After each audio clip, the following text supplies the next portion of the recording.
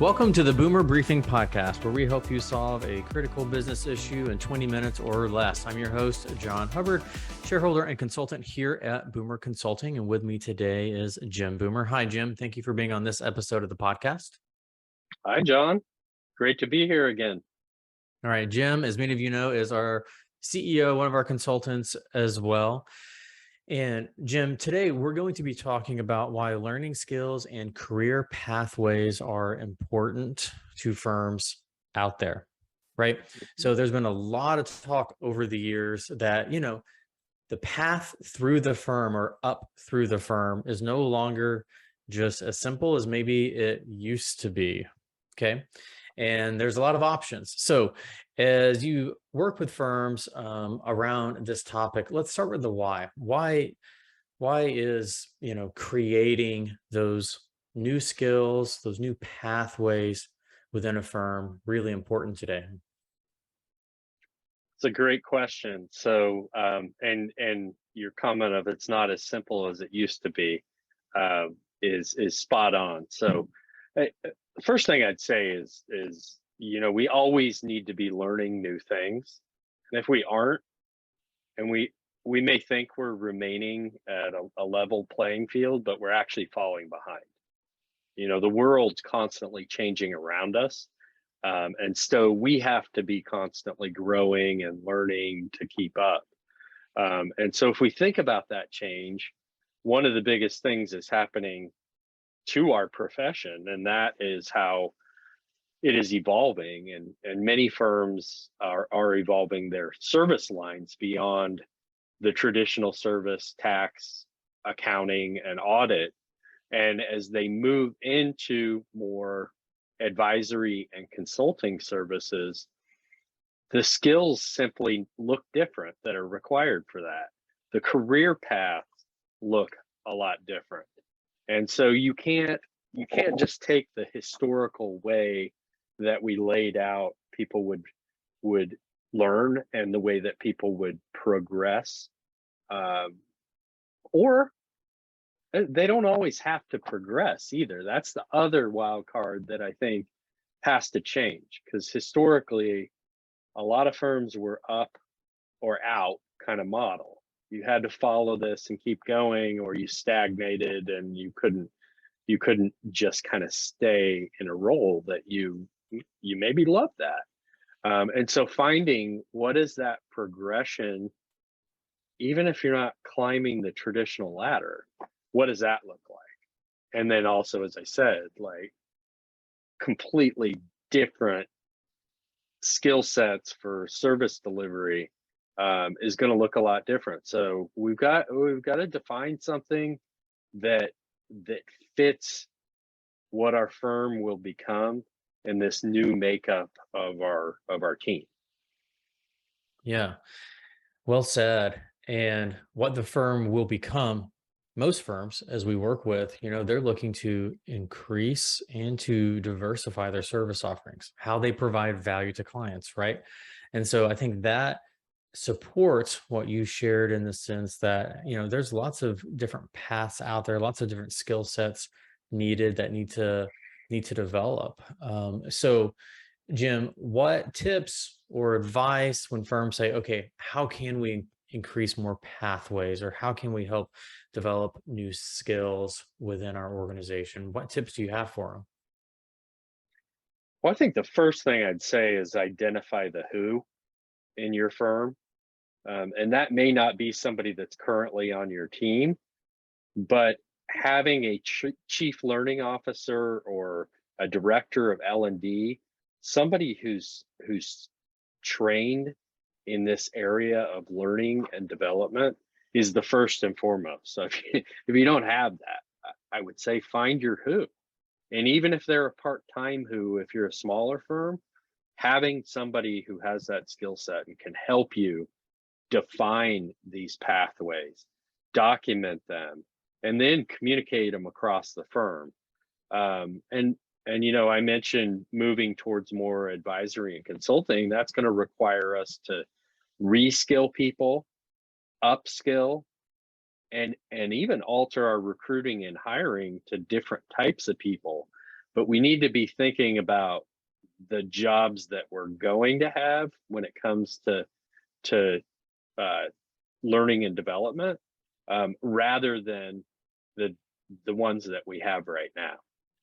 And so we have to be looking to the future. I think the last thing I would say in terms of tips is don't do it don't be siloed or isolated from your team. Let your team members have their voice heard in where they're headed, and this requires asking questions, but it also requires some coaching to help them paint the picture of what their personal vision is for the future and where they want to be. So it's a lot of communication. And as I started off with, it's finding the who that can help you build that strategy, knows what they're doing, and can take you on this journey. Yeah. And that is certainly a function and a role within firms that is really needed, because, especially mid-sized firms, larger firms, there's not enough time in the day for, a partner or another role within the firm to try and also serve as a chief learning officer and really give that function the attention it needs in your firm. And something else I couldn't help but think about as you were talking through that, Jim, was too many firms we speak to um, lose great people to outside organizations, right? That leave the firm, and then they find out that the role that their um, you know star player is actually moving into in another organization was something that they actually needed in their firm as well. And so we sometimes have this fixed mindset in the sense that oh, because certain individuals in our firm are currently in a specific role, that it wouldn't make sense if they leaped over to something else. But in reality, that might be exactly what they're looking for, and it might be exactly what the firm needs. Have you heard any of those types of stories as you work with firms? Oh, most definitely. Most definitely. You know, if you have that coaching and that dialogue with your team members and really help them to paint that picture of where they want to go, then you know that. And you're not finding out after the fact. But there's certainly a lot of that. And so we just need to be better about communicating where people want to be. And we have to fight our human tendency to just keep doing things the way we've always done them. And we often say among our team, like, what got you here today is probably not what's going to take you where you want to go in the future. And that's that whole continuous improvement mindset. You always have to be challenging yourself, growing, to be, and that takes you on a journey of evolution as a profession, as an organization, and as individuals as well. Yeah. So you started to touch on it a little bit, but around the benefits. So, as you know, we work with a lot of firms and we see firms that do this really well. This kind of take this learning ladder, this creating upward momentum, or at least upward in the sense of growth and development and learning new skills. And then we see firms that maybe are lagging behind. For the firms that are doing this well, what are some of the benefits? And we just touched on some again, but what are some of the benefits you see those firms getting to enjoy? Yeah. Well, in your comments, you were talking about you may have a team member that went over to another organization. And we've been talking about the war for talent for as long as I can remember, but I don't believe that it's ever been as heated as it is right now. We're in the midst of it. And so if you have your learning skills and career pathways defined, documented, and communicated, you are creating a competitive advantage for both retention of your existing team and attraction of top talent as you go out and recruit. And then you just think operationally, and you'll have happier team members. And when you have happier team members who are engaged in what they're doing, it shows up externally to your clients.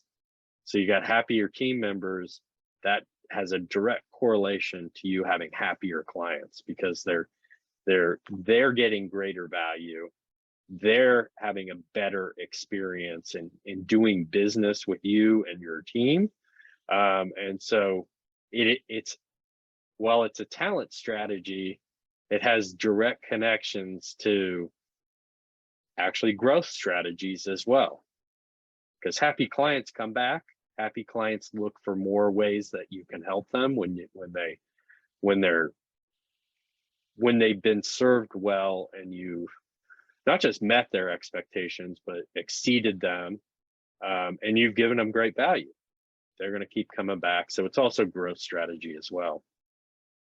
Yeah, and you never have to sit around a conference room table with each other trying to figure out what service, what new service could our clients need, because to your point, if you have happy people and they're upskilled and they're doing the work they love, and they're interacting with clients, clients are going to tell them what they want. And so I think that's great.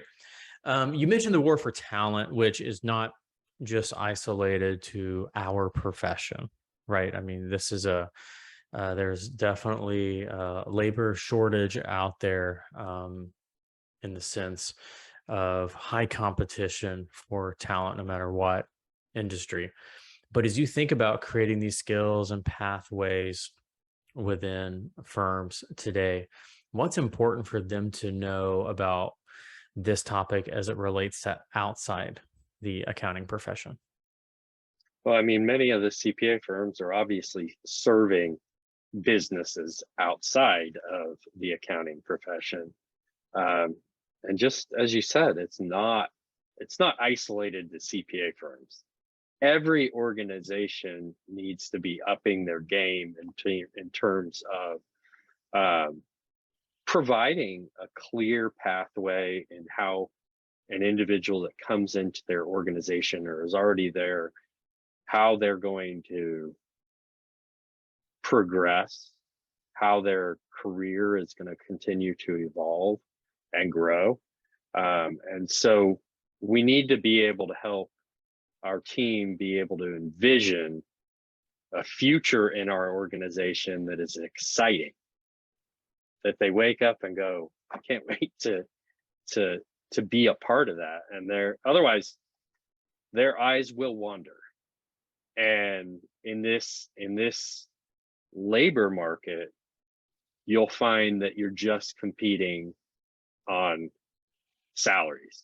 And when you're to that point, it's going to be a rough battle. You have to have those differentiators of, look, my experience as an employee at this firm is going to be an amazing one, and I like the rest of the team. I like my day-to-day job and how I interact with everyone, and I feel like I have a future here. And so that is in your firm, that is in your clients' businesses, and that is an amazing opportunity for you to help them in this area as well. Yep. All right. So, Jim, as we round out our conversation here, for those that are thinking, all right, we probably should invest a little bit more into creating more learning pathways, creating more opportunities for our team to learn new skills. What's your recommendation for maybe their first step or two to get started? Yeah, so interestingly, as I thought through this topic and knowing we were going to have this discussion, my first instinct was go back to my earlier answer of identify the who and that L&D professional. But then I paused and I said, it would be hard for that individual to be able to develop those pathways if there wasn't a clear vision for the organization. So I'm going to back up as that is the first next step, is if you don't have your vision defined, documented, communicated for the next, what you want to be in 3, 5, 10 years, that's the first step. Then once you have that, you can go find that who, that L&D professional, and either maybe they're on your team, maybe they're not, but finding somebody who has the skill set to be able to lead that area, and then educate that person on your firm's vision and collaborate with them to really define, document, and communicating the learning skills and career pathways that will take you on that path to achieving your firm's vision. Excellent advice. Getting that vision, that plan clear, so you know what you're learning toward or upskilling toward. So excellent advice, Jim. Okay. Well, as always, Jim, it was a pleasure having you on the podcast. And for our listeners, if you enjoyed the conversation Jim and I just had, we release new episodes every Tuesday morning. And we like to rotate topics, right?